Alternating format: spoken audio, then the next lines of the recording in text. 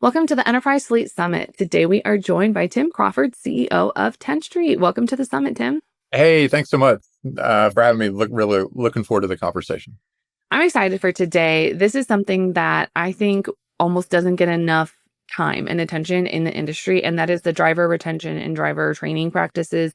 Because obviously, we are nothing in the supply chain without drivers at the end of the day. And so I think that making sure that we focus on kind of what drivers need, what drivers want, and kind of how to successfully keep them ultimately leads to a more efficient supply chain. Call me old fashioned.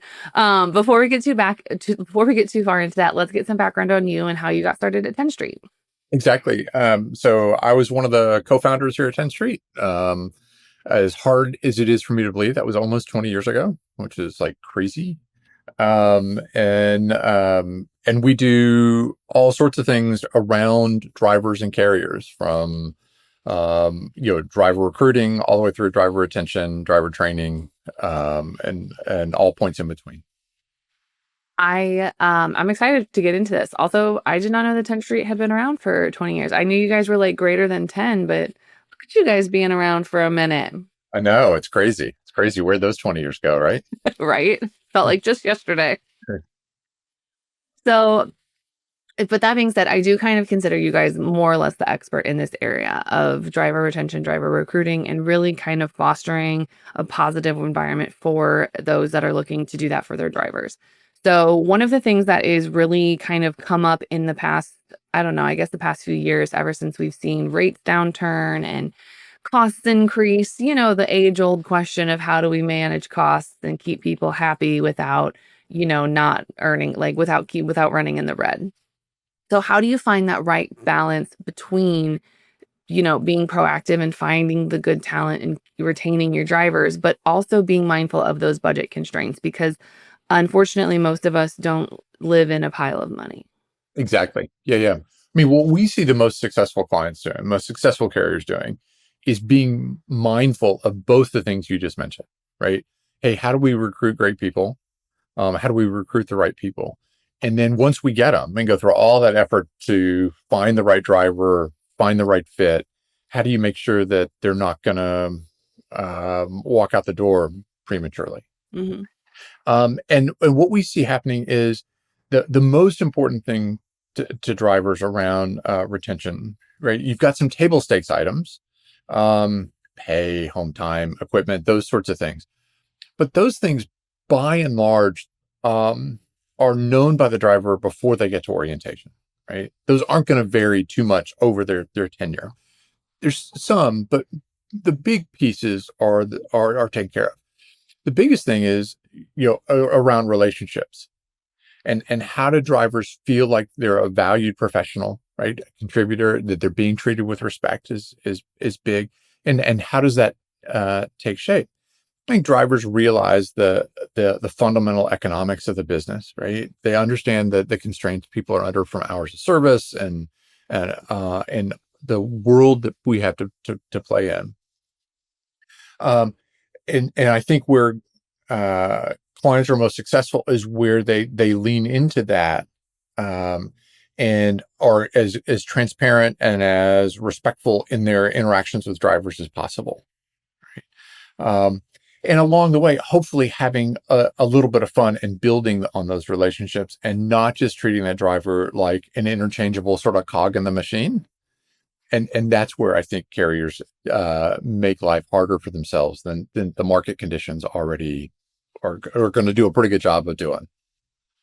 I think that's a really good point because it's one of those where because you're always gonna it kind of almost feels like sometimes you're kind of chasing the impossible, because you're gonna try and make all of your drivers happy. You're gonna try and make everybody happy. But then, at that risk of you're like, oh well, I have this great person, I want to keep them. But there are still gonna be some of those personalities that are just gonna go find the best sign-on bonus, stay there as long as they need to get it and then jump. There are just gonna be those people, and you are gonna naturally have some churn and have some turnover because of whatever might happen. We've all had those conversations of I'm never working with this shipper again. I'm never working with this broker again.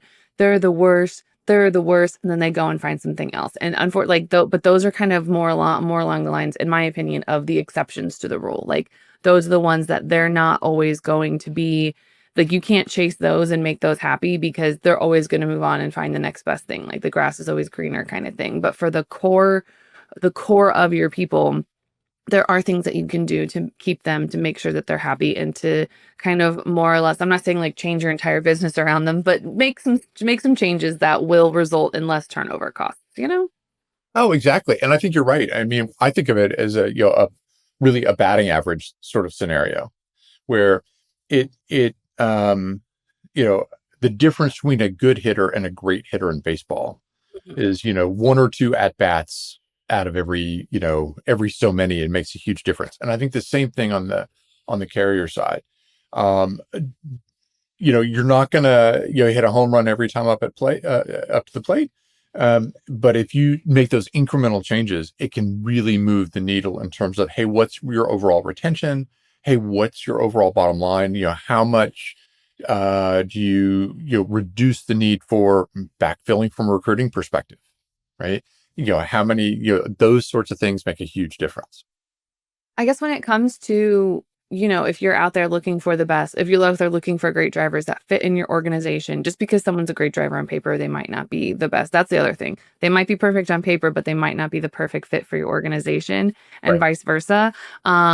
But when it comes to going out and kind of, if I'm a hiring manager for drivers and I'm going out there and I'm looking for things, what kind of have there been more or less changes or new trends that happen in that space as a result of kind of the last few years? Have you guys seen any kind of changes in what is considered a table stakes or like a bare minimum that you have to have for drivers? Have you guys seen a lot of those changes? What we've seen, the biggest part is we look at driver job seeking behavior really, really closely. And what we see that's interesting in this economic cycle, traditionally what happens when times get a little harder, carrier drivers tend to leave faster. In this market, what's been different is that happened early on in this freight recession. But as we've gotten deeper into the freight recession, drivers have said, realize the grass isn't greener on the other side of the fence, right? And so now they're staying longer and longer at carriers. And so I think that's got a couple of implications. One, drivers are more cautious when they're going to go take that next job. So in that recruiting standpoint, they're giving carriers the extra once over. So I think making sure that all your ducks are in a row, in terms of explaining to drivers why they should come onto your fleet is a really big deal. The other thing that's happening, to your point on the retention side, um, is that what we see happening is we think there's a fair bit of pent up turnover. Drivers that ordinarily would have left a carrier sooner or left a carrier by now are sticking around, not because they're really happy at that carrier, right? But because they know that there's not other options in the market, right? And as the market turns, and while this freight recession has really been longstanding and frustrating, right, for all the volatility, one of the advantages of being around the industry as long as I have is it will eventually turn. It always does, right? And when it turns, if the fleets aren't taking care of things from a retention standpoint, there's going to be a slug of turnover that might be a surprise. And so when we talk to fleets and they're like, oh, hey, our turnover's way down, we're doing a really good job. Are you doing a really good job?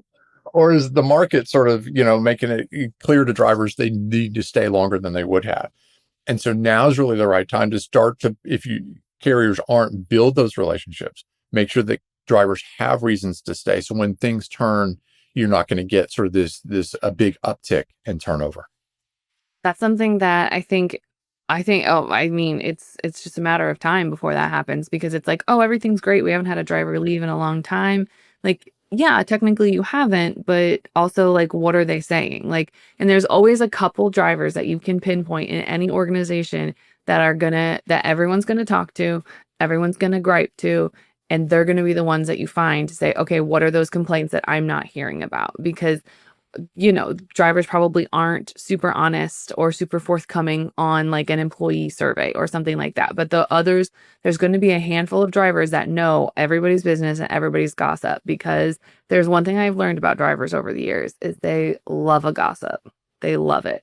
And so you will have a couple people that know, hey, this is it. Like, this is what the problems are. And getting them on your side is going to be such a huge, such a huge win to just say, okay, what are some complaints out there and how can we fix it?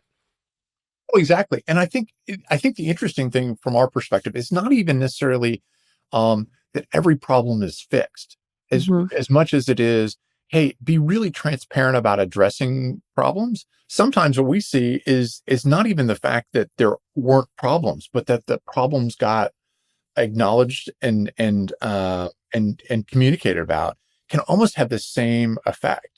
I mean, one of my favorite stories when we were first getting into the sort of driver retention many years ago.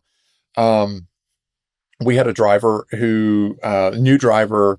Um, Payroll was on Friday. It was before Memorial Day weekend. Payroll got screwed up. Driver's paycheck wasn't anywhere close to right. Well, of course, when they called in late on Friday, um, night dispatch was on, right? Oh, night dispatch doesn't deal with pay issues. Hey, you got to call back on Tuesday. Driver's trying to figure out, hey, how do I make good on my bills, right?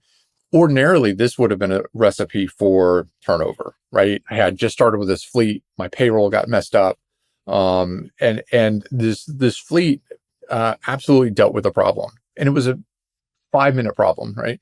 Um, but the fact that they cared enough to address the problem Hmm. made that driver happier than if there'd never been a problem in the first place.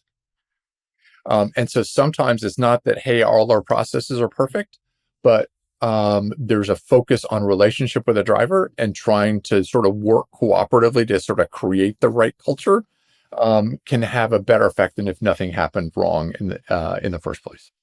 And I feel like, especially since that happened at the beginning, it kind of almost sets the tone of like, hey, if you have a problem, you can come to us within reason. We can fix it. Like, obviously, we can't necessarily fix a shipper having driver facilities as much as I would love to be able to fix that and make that a requirement for Right. everybody. Unfortunately, we can't fix that problem, but we can trust that anything within our control, we hear you and we will do what we can to make it right. Especially with a paycheck problem, that's such a simple solution. Just as like, oh, okay, here you go. Like, you can have the money in a few days. Like, Right. no problem. Exactly. Yeah. Yeah. So I guess when it comes to kind of internal mobility, because that's something that a lot of people don't necessarily kind of think about when they have their drivers. They're just like, oh, my drivers come and they're drivers until they don't want to be here or they leave. But I know that sometimes, or at least what I've heard recently, is that there is kind of like a trend almost of drivers looking to maybe have some upward mobility or have a different career path option. It might not be immediate, but just, could I be a driver supervisor? Could I be a safety manager? Could I do something like that? Have you guys seen that kind of start to become implemented almost like a career path for drivers within an organization? Or is it just kind of a one-off that is like with a handful of drivers? I think it varies from fleet to fleet. I think the fleets that can do it because of how they're organized, Oh, no. and that lean into it are absolutely seeing the benefits from things like that, right? Again, right, going back to my sort of broken record, have that relationship with the driver, be transparent, be communicative around, oh, here's the things that are important to us as a business. Here's the things we value your skills, we value your contribution. We're going to give you opportunities for this, obviously within reason, right, within sort of the needs of the business. um, the more that those things get addressed and talked about, um, I think it absolutely is a key to retaining those high performing drivers. Um, doesn't fit in every fleet in every situation, but I think in the cases where it does, I think people are getting a lot of mileage out of it. Right? I love to say it's a trend. I don't think it. We didn't. I don't think we see it often enough to say, "Hey, this is a big trend that's out there." But when we do hear about it, we see people getting a lot of good results from it.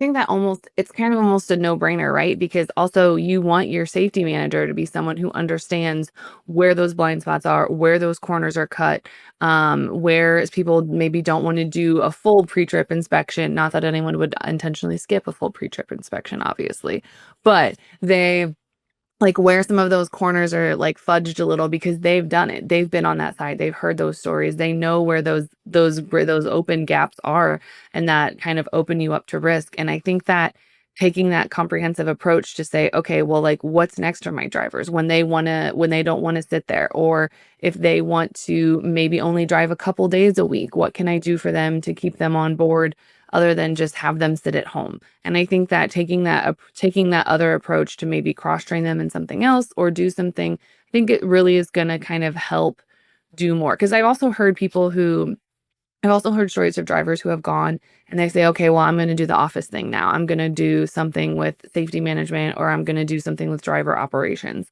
And then they spend a couple weeks in the office and they're like, I don't want to do this. Like, this is boring. I don't want to sit at this desk. I want to be out on the road.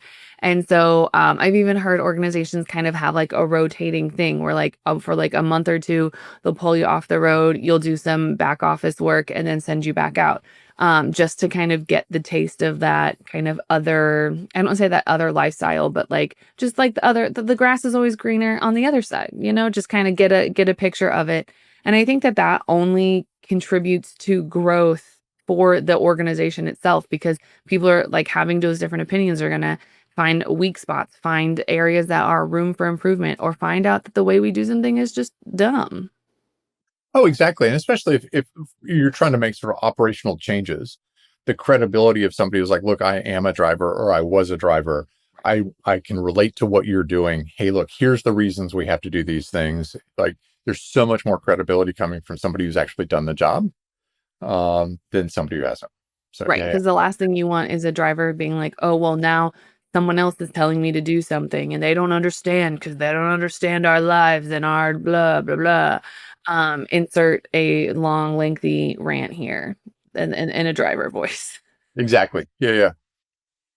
So, I guess we have a couple more minutes. Guess one of the things, I have 2 more questions for you, and one is, are there specific roles or departments that are becoming harder to recruit and retain? If whether it's OTR drivers, safety managers, what are you guys seeing is the kind of like the challenging spot? Yeah, I think uh OTR roles in general are really hard to find right now. And interestingly, I think we're for our clients that are largely, to some extent, or completely focused on working with owner operators. I think owner operators are always tough to find. I think they're especially tough right now. And there's a I think just an ongoing challenge with how do you engage the drivers to take a tough job, and there's so much competition around sort of local and regional jobs. Over the road jobs are especially hard to fill. Yeah. Those and, like, I hate that that has always been the hardest jobs, like, the hardest roles to get people for is those long OTRs, but it just has. It's not necessarily the easiest job. You're gone for a long time, like, it's just it's not the move, but for those that love it, oh boy, do they have their pick of the litter of options. Oh, exactly, exactly. Well, and I think the the economic realities are especially important right now. Of look, it's hard to get home. It's the requirement to stay on the road for really long periods of time are such that there's never a ton of wiggle room in those schedules, but those schedules are especially tight right now. Yeah. So then we have a couple more minutes. And the last question I have for you is, what advice do you have for those looking to improve or revamp their hiring and retention processes? Like, if I'm starting out, what's that piece of advice you'd give me? Yeah, I think the biggest one I think would be, don't look at current market conditions and sort of be complacent and sort of accept it as like a new normal or things aren't going to revert, right? I think what we see right now is for clients that have, hey, maybe I don't have trucks on the fence, or I'm not hiring as many people right now because freight is uncertain, or you hear the word volatility a lot. What we see the best fleets doing now is saying, hey, take advantage of inadvertently the opportunity the market's giving you. Um, Now's a great time to sharpen the saw, make sure your process is as buttoned up as possible, Mhm. while things maybe aren't as busy. And then I think on the retention side, it's hey, um, now's the time to sort of make those investments in those driver relationships, because retention is going to become increasingly important as the market recovers. I think that's a very good point because I know a lot of times it's so easy to get caught up in that oh, I need to stay up with this trend. I need to know what's happening with this. It's so easy to get caught up in that day to day that you almost kind of lose sight of that bigger picture, Right. which is just as important. Exactly. Exactly. All right, Tim. So if anyone has questions about maybe where do they start in their driver revamp process, or if they just have any questions about what we've talked about today, where can they find you outside the summit?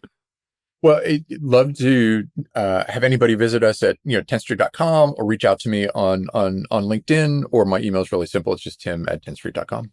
Awesome. Thank you so much for joining us today. Absolutely my pleasure. I really enjoyed it. Stay tuned to the rest of the summit. We have some amazing content coming your way.